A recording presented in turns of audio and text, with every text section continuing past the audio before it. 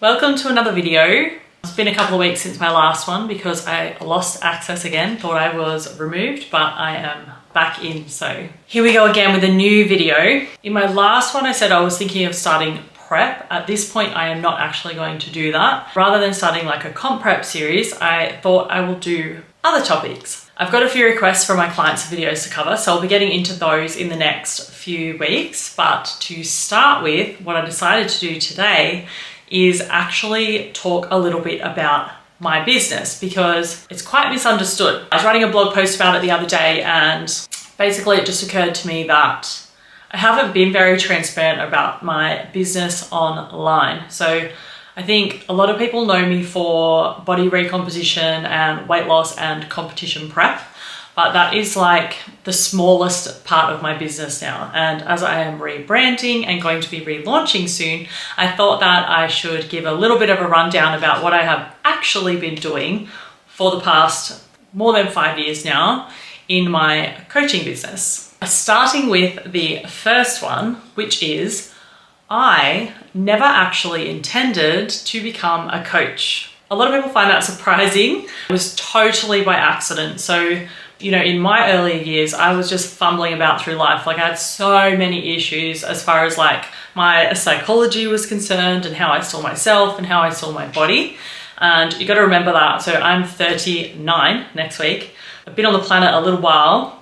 And when I started fitness, there wasn't really much out there in the way of careers. No one really did full-time coaching. It wasn't actually a thing. You just did PT. So someone would come to you for a training session, you would just train them and then off they would go, you know. But before you know it, they're wanting support with like everything, psychology, nutrition, all these different things, counseling, you know, and you're just like, I'm just a measly PT. So there wasn't really a I want to be a coach thing in existence then. So there was Tony Robbins, you know, or like Oprah, who would bring people's awareness to psychology and all that kind of thing. But there was not really any such thing as coaching. So I was really just doing my own thing. I had actually pursued a career in fashion design. So I had a fashion degree, had a fashion label. I was doing dresses for like Miss Universe, Miss World. Got invited to New York at one point, but it just got to the point where that plus my fitness career that I had already been in for 10 years were clashing. You know, I wasn't able to commit 100% to one or the other. And it was really stressing me out. It was really upsetting me actually. Yeah, because I like to do everything to like 110% of my capacity or more. So I ended up coaching by accident. I did a comp, like this was all just me trying to work out my own stuff. So all I wanted to do was research like how to turn my body into like a Jamaican track athlete's body. That's what I wanted. I thought that if I achieved that, then I would be really happy. So pretty much all my time and attention went into that. And I would just put into a practice. I would track macros, which is what you would call that now. Follow meal plans, like really traditional bodybuilding meal plans, which you would just get from the local gym owner back then. And just put all that into practice. Did a comp and then sort of branched out into powerlifting and then did another competition and started to get this whole thing where I felt so good from the inside out that I was thinking, wow, you know, I would love to share this with other people. But then, so if you think about it, this was like 2009 to 2012-ish. It wasn't a thing. So social media didn't have fitness models on it or bikini models. There was just like really jacked athletes and most women were too scared to lift. And, you know, I even had clients back then where I was helping them with their food and their training and like their waist would come in and their hips would get bigger because their glutes are growing and stuff and they would freak out and then quit the process. So there was no such thing as body recomposition in the way that you know it now.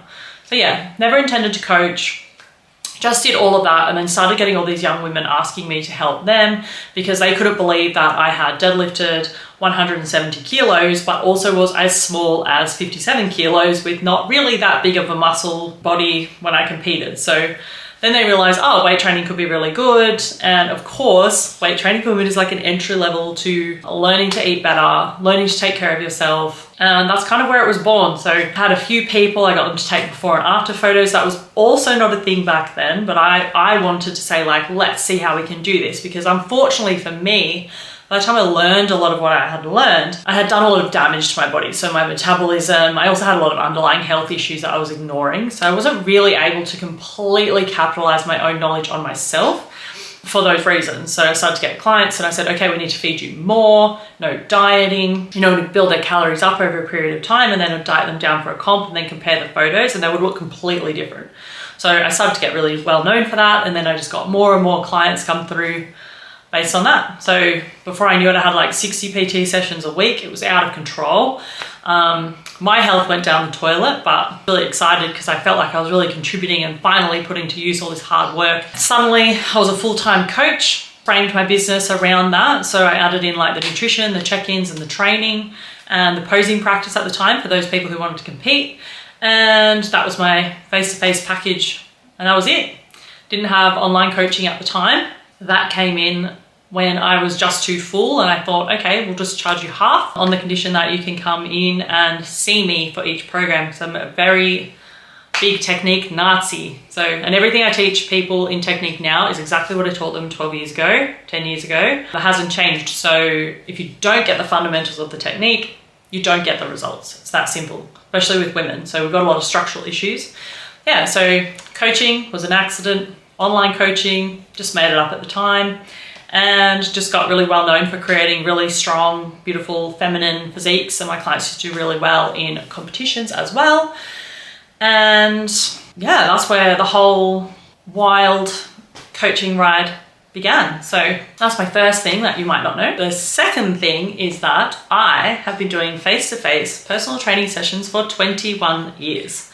So people probably find that really shocking. They think that I'm like 29, but I'm not. I'm 39 nearly. And yeah, I started PT when I was 18. So as soon as I finished my school, I went straight into the fitness industry, started studying PT, started working on the floor as I was studying, because we used to do that back then. And yeah, started taking on clients. So 21 years and counting, I'm still doing it. I absolutely love it. I just really love the interaction with people, to be honest, but we'll get to that in a later point. So yeah, 21 years of coaching. I feel like this is a major problem in the fitness industry now, is that everybody just wants to live a laptop life and enter the industry and be a online coach. But as someone who has done face-to-face coaching, I can assure you that if your coach or trainer has no face-to-face experience, they will have no idea what they're doing, because you kind of learn when you start in the industry, you learn like just put the client on a deficit and then they just lose weight. They think everyone's very mechanical, and that things are really easy to learn. So here, do a squat, do a lunge, do a stiff-legged deadlift. Okay, cool. What about that person's structural issues? Do they sit all day? Do they actually feel their glutes and hamstrings when they do the exercise? Are they squatting low enough? Are they confident in the movement? Are they changing it to something else because they're not confident in the movement? There's a lot of things that can go wrong in online coaching. So face-to-face experience is a must. And one thing that I will thank, the, universe gods for, is the fact that I was lucky enough to work in a very good gym for a really long time as I was honing my craft. So from about 2006 until 2013 or 14, I worked in a gym called Elite Physique. It was in Canberra. It is now called Club Lime Affiliate. And it was just the best thing that could ever have happened to any fitness person who loves fitness, because it was built by bodybuilders and powerlifters. So basically, it was like the only place you could work if you actually wanted to learn how to lift. And back before there was like 6 million gyms in Canberra or in Australia and all this online coaching, it was the go-to gym for anyone who did want to bodybuild or powerlift. So basically, everyone at that gym wanted to learn how to squat, deadlift, bench press. They wanted to learn training fundamentals. They wanted to eat well. Maybe they wanted to compete. So we were just constantly exposed to that environment. And then on top of that, gyms used to have what you would call floor staff. And floor staff used to help people while they were working on the floor. So it wasn't just about money back then, it was about service, face-to-face service. So basically, I would have maybe about 25 hours a week of floor shifts. And in that floor shift, my job was to just walk around the gym and ask people if they need help. So was just constantly like writing programs, doing tours, showing people how to squat, correcting their form. My favorite thing to do was to go into the cardio room and grab women from there and be like, why aren't you doing weights? Do you want me to show you some? Pull them out, show them. And once you've watched like 1,000 people do a squat, you have like a sixth sense of whether someone's squatting properly or not. And you can't buy that experience if you don't work in one-on-one PT. So yeah, it was me another girl, and 5 or 6 male PTs. So every time I need to send someone out to another PT, I send it to one of those guys, because I know for a fact that you can't possibly be a really good PT if you don't have that experience. So now I know exactly what's important for somebody to learn if they are to be an online client, so I can offer the exact same quality. It's not quite the same, but I know how to explain exercises to people in a way that makes sense, and I know how to program things based on all of that hands-on experience. So yeah, 21 years in the face-to-face coaching business, and I still love it. 3 is I have never used social media to promote my business, and I still don't. That is because I used to think it was a joke.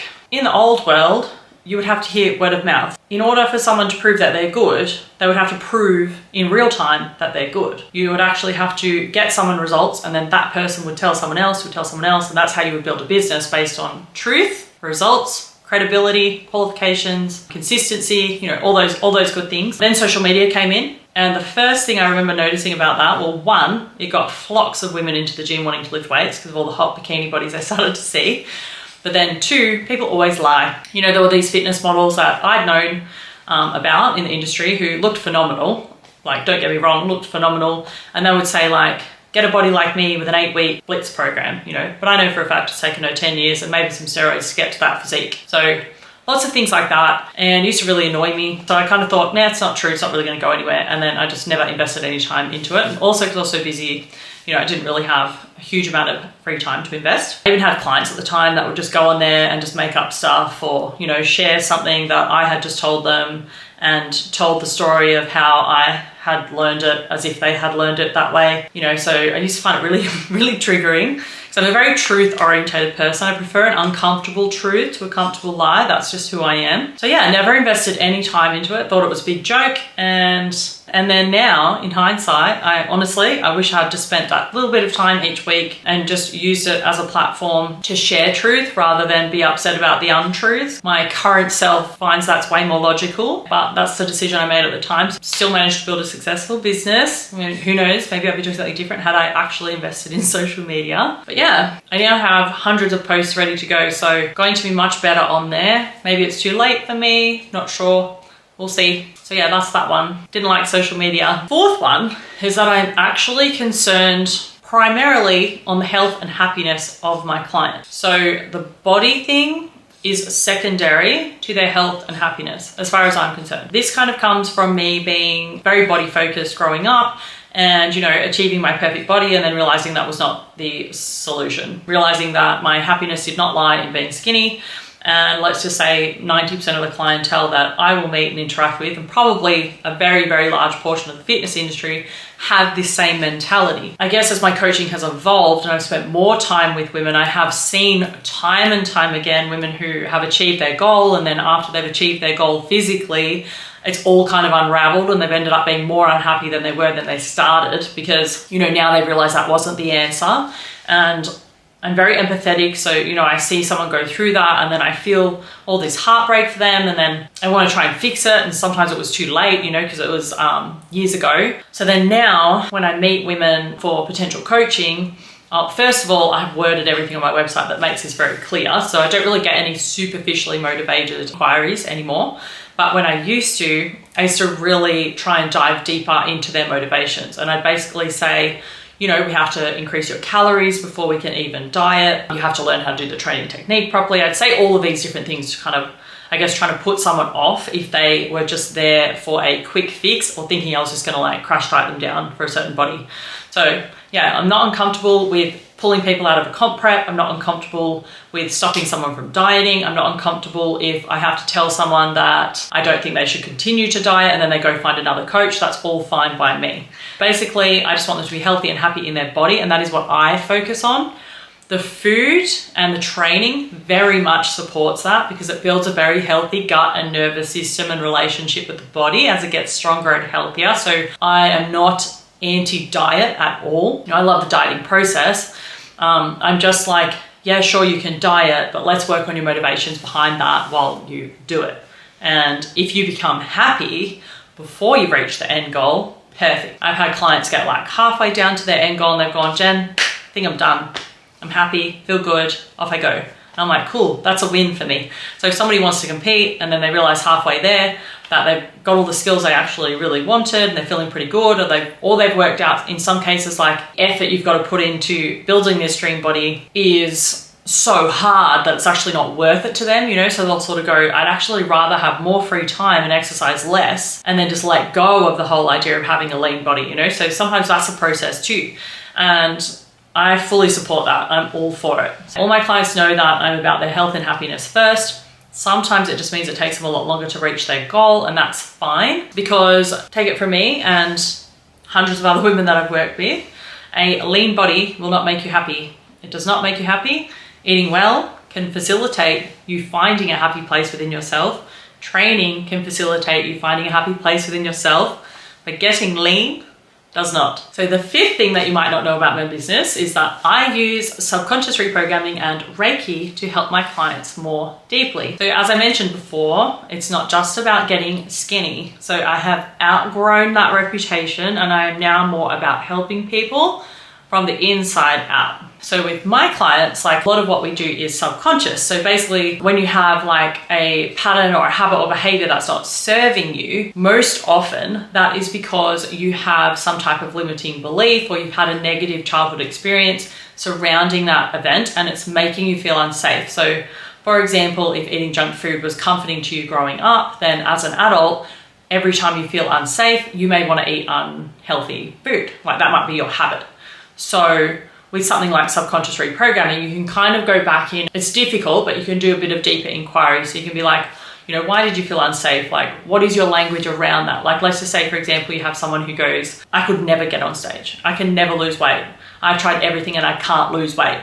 You know, that's a negative belief. So it's just going to keep affirming itself over and over again. And this is a very simplistic example and way to look at it. But for example, you could create a belief around like, it is easy for me to lose weight. I can lose weight. I am in charge of my body. I seek out nutritional food easily, something like that. So you can create like a more affirming thing. So then subconsciously, and your subconscious is the driver behind all of your behavior, and it's formed like in early childhood. So that way you can kind of go, all right, we want to reduce the stress around that problem that you're having, turn it into something affirming, and then you go about your merry way and it's a lot easier. So it's not a quick fix, you still got to do all the hard work, but it just means you're not fighting against your nervous system's protective mechanism. You're kind of creating safety and then moving into that. So we do that a lot. And then I also do Reiki. So a bit of a woo-woo one, but it's not woo-woo at all. It's amazing. So what I do, some of my clients are a little bit more body oriented, so they don't have a lot of, let's say, mental awareness around what's wrong. So what we can do is a Reiki session, which is just basically energy healing. So it's a bad term because you're not actually healing the person. You're just kind of working with their body's energetic field. So all of your stuff is held in your body and in your energetic field. So as a Reiki practitioner, you're kind of coming in and you're facilitating really healthy energy to balance out that stuck energy. And I'm a little bit quite intuitive. So what will happen is while I'm doing the session, I'll have a lot of downloads for that person as to, you know, things that might come through. So the body will kind of tell you what it needs. You just need to have that fine-tuned ear to hear it. So in that case, you know, I might say, I saw you by yourself in a field, you know, and I felt that you felt alone, you know, because I'm feeling kind of what they're feeling. That's how it works. And then they'll say, they'll recognize that is a truth for them, you know, and then now we can start the lingo. Why do you feel alone? You know, what part of you might feel alone? What can we create around that? Is it true that you're alone? Because you might not even be alone, you know, you might have heaps of people around you who love and support you. It's just that one time in your childhood developing years, you felt alone and you just continued that lingo forever around that topic. So yeah, so that's that one. Most people don't know that. So yeah, I use subconscious reprogramming, energy work, nervous system regulation stuff to assist my clients more deeply.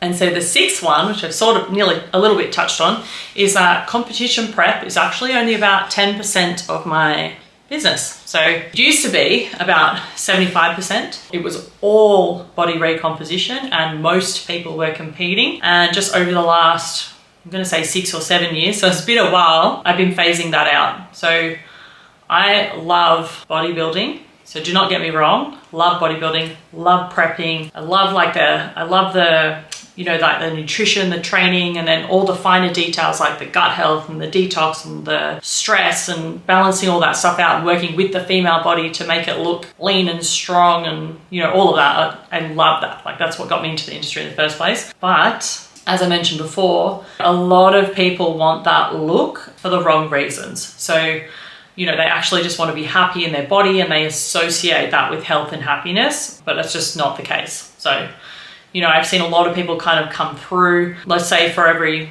100 people that might do a comp prep, there might be 3 or 4 who have the genetic capacity and the health to do it easily, you know, and even by easily, I mean, it's really hard, but without too much adversity. So no body image issues coming up, no binge eating, no struggling with the reverse diet, like all of those kinds of things, no lack of confidence on stage. Like it's very rare.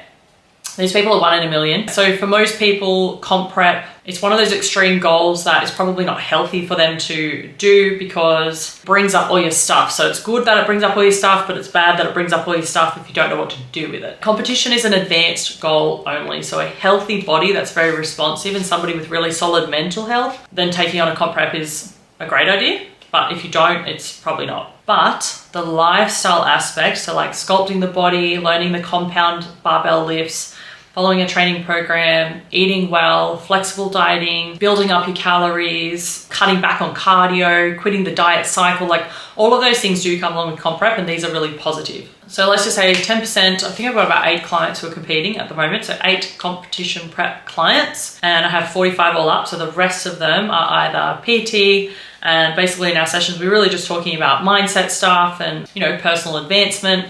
And then that's probably about, I'm going to say 6 or 7. And the rest are body recomposition, so either online or in person, but it's also personal development. So all of that kind of mindset stuff that we're talking about, you know, life coaching, that kind of thing. I don't call myself a life coach because I really hate that term. That's pretty much what I do. So only a little bit is comp prep and the rest is female progress, development, confidence, strength, like from the inside out, healing, happiness. So the 7th one is that I would rather my clients just find happiness through food and training than to diet down and not be happy. The only reason why I really bring this one up, I've kind of touched on it already because I've been rambling a little bit, but basically, I guess a lot of businesses, because they're very much transformation focused, so they really need that before and after, because when you're on, say, Instagram, and let's just say you are using Instagram to promote your business, you really have to have something tangible before and after for people to then want to come and sign up with you. And it's very hard to explain on Instagram, this person wanted to diet and then they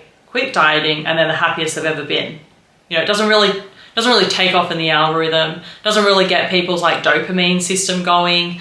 And, you know, it's also probably a more advanced subject in the sense that the longer you've been in the body transformation game and the lifestyle transformation game, the more so that actually has meaning. I take those clients on that are more complex because I've been in the industry longer and I've got all the study and the background and the personal experience to back that up. You know, whereas if I was new to the industry, I'm still doing like, okay, so technically the calculator says you should eat 2,200 calories. And so I'm going to take off 400 calories and that's your deficit. And now you're just going to lose weight, you know? So that's kind of how it is when you start. You think everybody's body's going to respond like that, but it doesn't most of the time. So I'm more about what's your internal motivation? It's always, I want to feel good in my body. It's always a woman's motivation. I want to feel good in my body. But the thing is that, let's just say you're 80 kilos and you think you have to be 60 kilos because that's the time you felt good in your body. You might actually get to 75. And if you're working on the mindset and the energetics and the confidence and, you know, you're doing the exercise and you're eating well and you're prioritizing yourself, setting boundaries, doing all of those really cool things that come with body transformation, you're probably going to feel really good earlier. And if you feel really good earlier and then you want to pull the pin on the weight loss, awesome. But it doesn't look good on Instagram. So a trainer, you can tell they're pushing people for really quick weight loss or they're pushing people for that final result in an unhealthy way because they're trying to build their business. That's something I absolutely do not do. I actually rarely post transformation pictures now unless I have something specifically educational to say, like, you know, this person used to do 14 cardio sessions a week and here they're doing none. But I mean, I can't even remember the last time I posted one, probably a year ago. You know, but I always have them, but it's more because I don't want to be seen as the weight loss girl anymore. You know, I already know I can build an awesome physique. I already know I can help someone lose weight. But you know, how many people can really help women reach a whole new level of like health, happiness, and confidence? You know, not a lot of people. So that's kind of what my focus is now. So I would rather steer someone towards happiness than towards getting skinny if I think they're going to be happier if they just let that one go. So number 8 is I have very deep conversations with my clients. It's not all calories in, calories out. Did you eat here? Did you not? What we talk about is childhoods, life experiences, traumas, boyfriends, breakups, coming back together, the human condition. I love it. You know, in another life, I probably should have been a counselor, and I'm actually probably going to be studying that soon. As I realize, that's probably my strong point, is helping people through emotional stuff. But yeah, that's actually what we talk about. And that's one of the reasons why I love PT so much, is because you learn so much about people. So the more I learn about people, the better I can provide for people, the better business I'm going to have, and the more longevity it's going to have. So kind of always focusing on those things, learning those deeper things about people, really trying to understand people's core motivations and drivers behind things. And I would say that that is probably why I have been so successful. It would probably be easier for me if I quit PT, because I would have a lot more time. I could really focus on online coaching and other things like that. And I could definitely make more content. But yeah, I'm still learning. I'm still growing. I'm still working through things. And most of my long-term clients, we've steered way past the body recomposition stage, and we're right into the harnessing your feminine energy, setting boundaries, changing career path, working out like what your true passion is, like working through your shadow, your unconscious stuff, and pulling out all those, you know, gifts that you may have rejected earlier in life because you wanted to be accepted.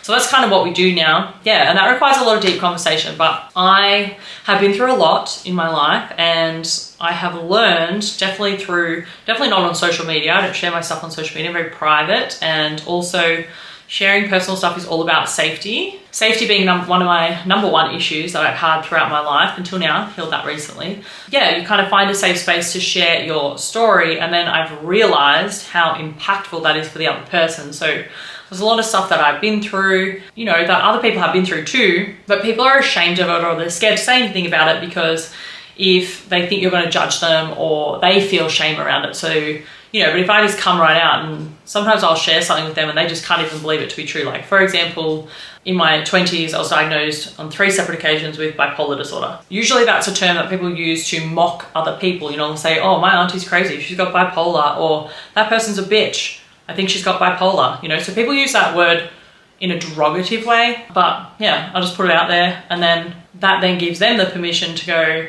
oh, you know, or maybe I can tell her about my past experience, and then that means now we're on an even playing field, right? So I can better help them with their body image, their health, their nutrition, their training, because I understand more about them as a person. I'm a very deep person. Anyone who actually knows me in real life knows this. I will always dig for deeper information. You know, so if somebody says they're like frustrated at work, I will start digging.